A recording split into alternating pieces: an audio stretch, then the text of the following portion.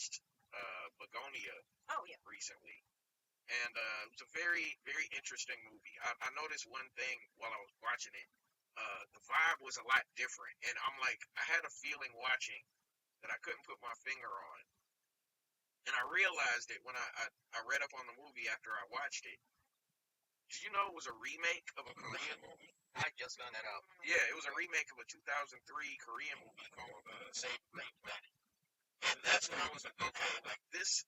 It felt like watching a Korean movie. It had the tone of a Korean movie. That's why it threw me off.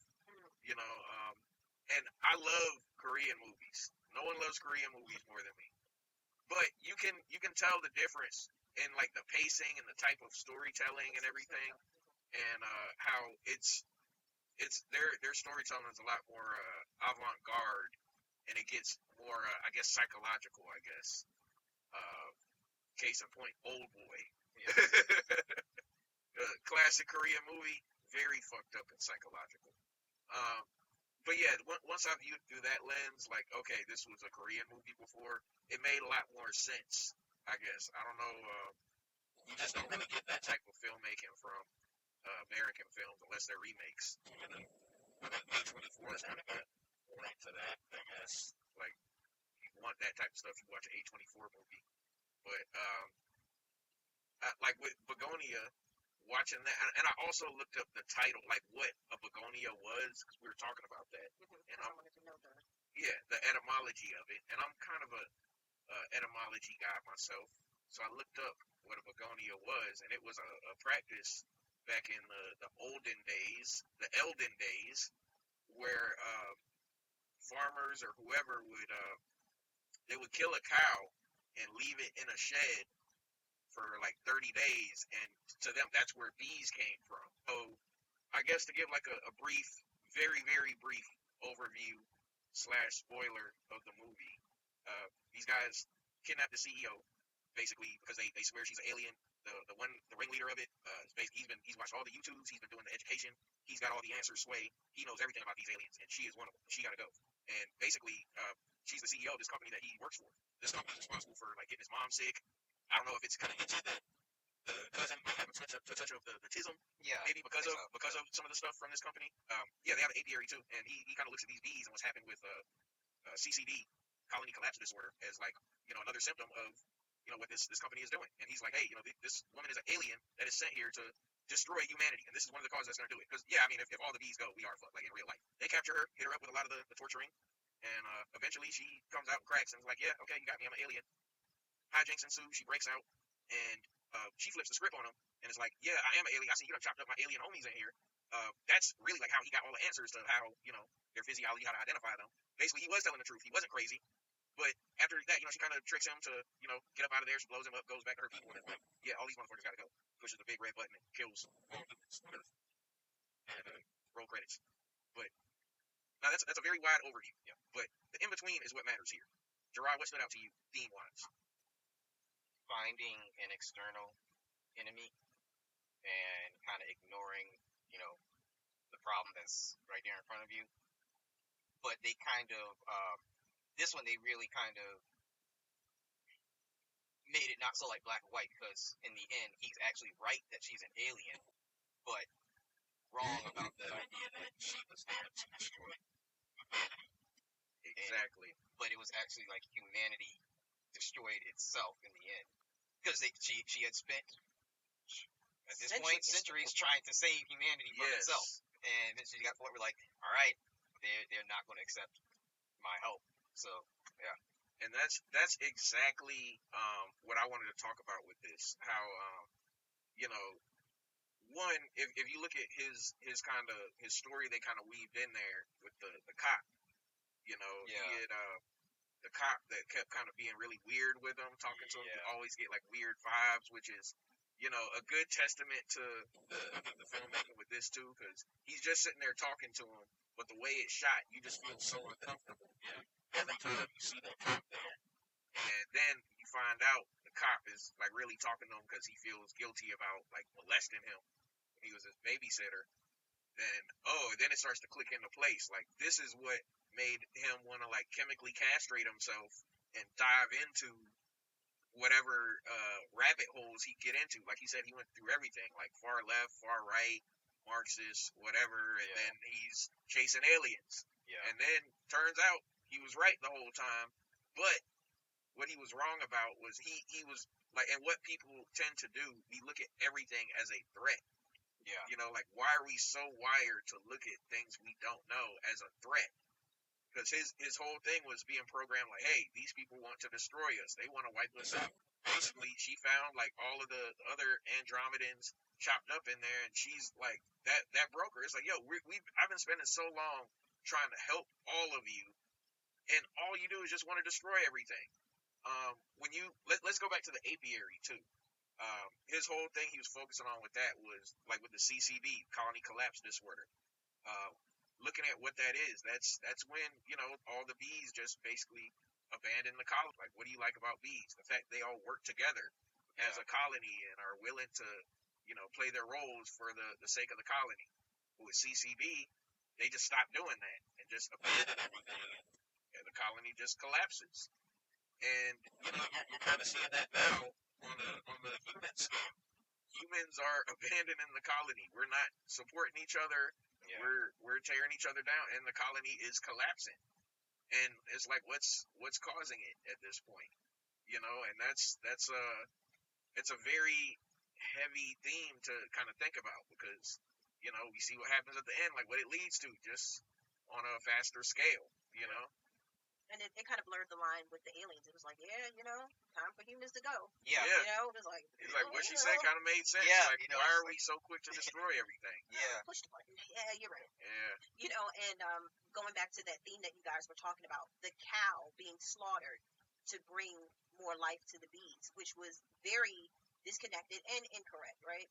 Like you said, the same thing goes for the guy, like his trajectory. Something had to die for this part to live, but it was still incorrect, right?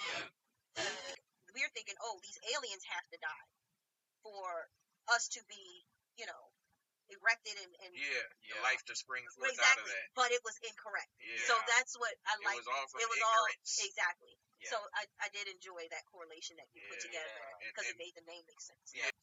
But I mean, when they push that button, I'm pretty sure life. Yeah, well, they said like I think at the end it wasn't like the bees were starting. Every like life, the plant life and everything else.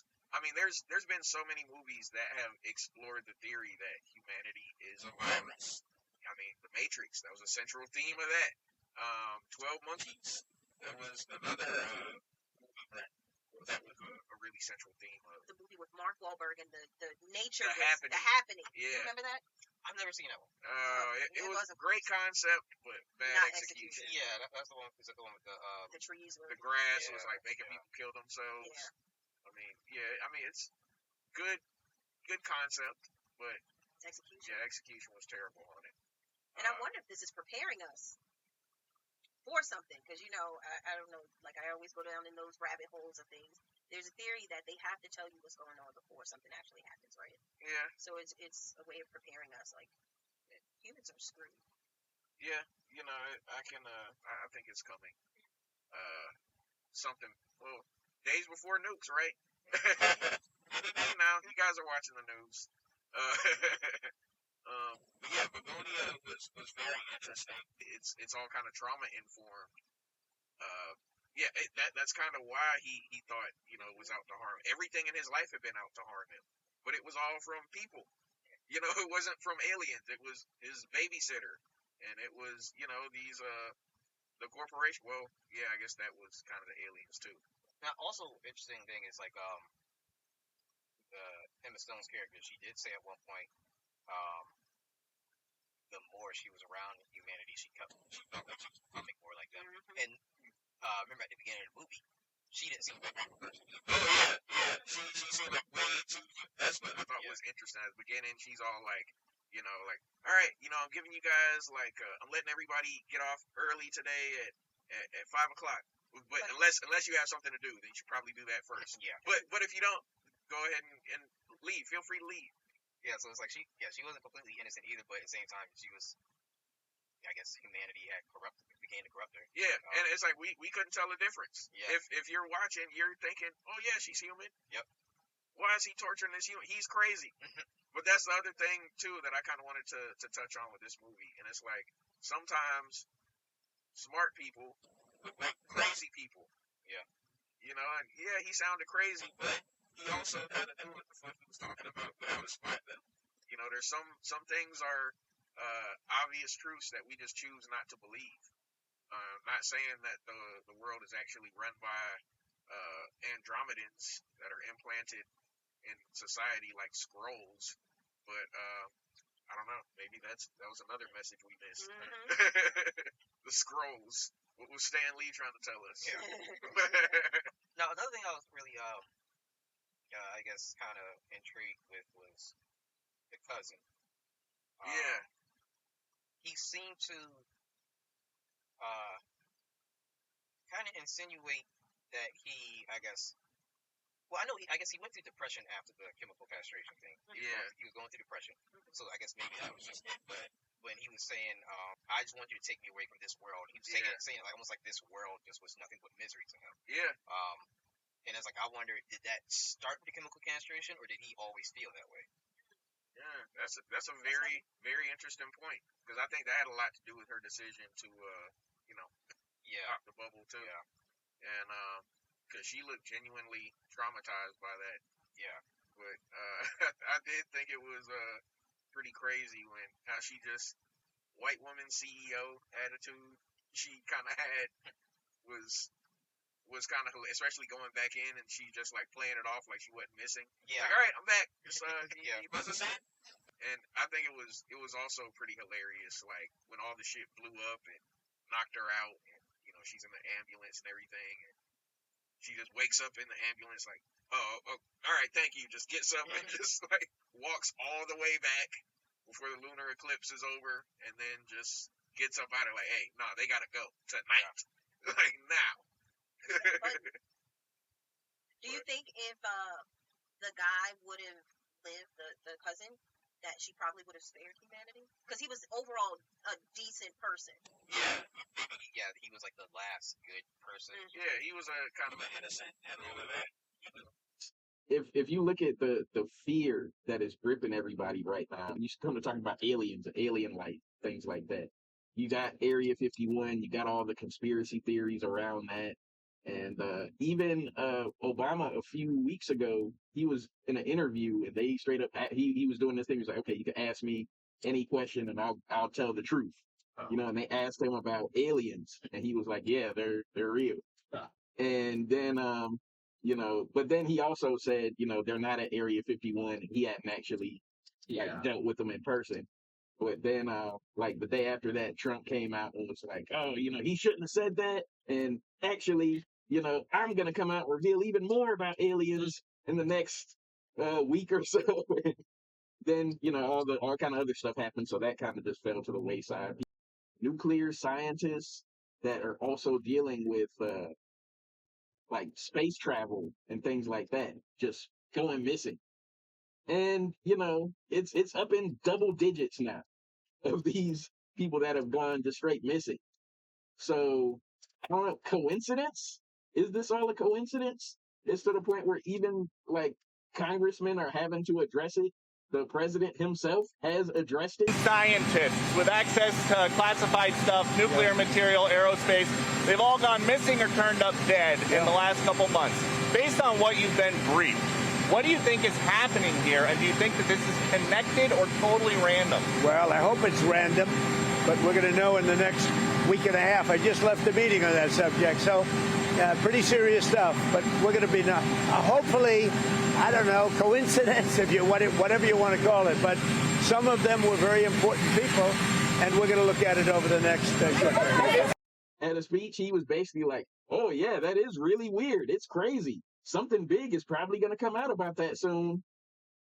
And, this is an interesting little subplot that's building alongside the, World War III and, economic domestic crisis and, everything else that's happening, brewing civil war, all of that.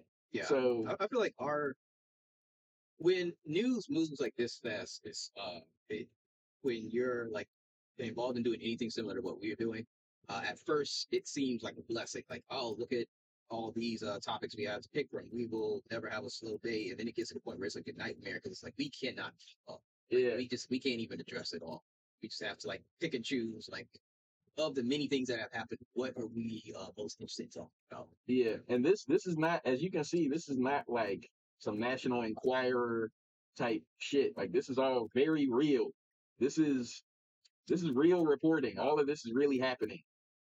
You know, and it's to the point where, you know, when they're addressing it up at that level, they're preparing to, you know, have to say something. And it's getting pretty noticeable now. But we'll just something to file away and keep your eye on with, you know, everything else that's going on. I feel like And we've seen so many movies with like a plot like this. Like, you know, it's like, oh, a bunch of scientists go missing or are dead, and then there's like some supervillain who has them all locked away in some super secret laboratory. yeah, You know, working on a doomsday machine of some sort. Maybe that's I don't know. Maybe we're gonna find out soon. They keep saying like, oh, we're probably gonna find out in 7 to 14 days. Like, what? That's an oddly specific amount of time that you're. It's like what the most fortunate thing that can happen is if like it turns out it's this really crazy eccentric guy who just wants his brain transplanted into like, I don't know, a robot body or something like that. You know? Something that doesn't affect the rest of us. Yeah. But it's still unfortunate for scientists and their families. Yeah, and I mean, it's to the point, even a very famous scientist who is known for a lot of his research in space and has been on record saying, hey, I am not suicidal, but, you know, hey, this stuff is going on. And he just pops up, hey, he committed suicide. What do you know? He's couldn't take it, had to commit suicide. What a tragedy. You would think he would have fallen out of a window. Yeah. You know? Because that's what happened. Like, what is Agent 47 doing? Yeah. Agent 47 is being really lazy. Yeah. You know, like, there's so many different types of creative kills he could do, like the toaster in the tub. Yeah, it's like it's like what did we tell you? Didn't we say make it look like an accident? Yeah. I just went with the good old trusty suicide route. Yeah. I mean, he could fall off a building. Yeah. He could, you know, slip and break his neck on something, electrocute himself. You could have done like $1 Million Baby scenario. Yeah. There's so many. I don't know. It's lazy. Agent 47. Come on. But yeah, just an interesting subplot to keep your eyes on. You know, Bugonia was a movie that I think indirectly addressed that. And, you know, if you're watching in the comments, you can name another movie you felt dealt with something like that. You remember dealt with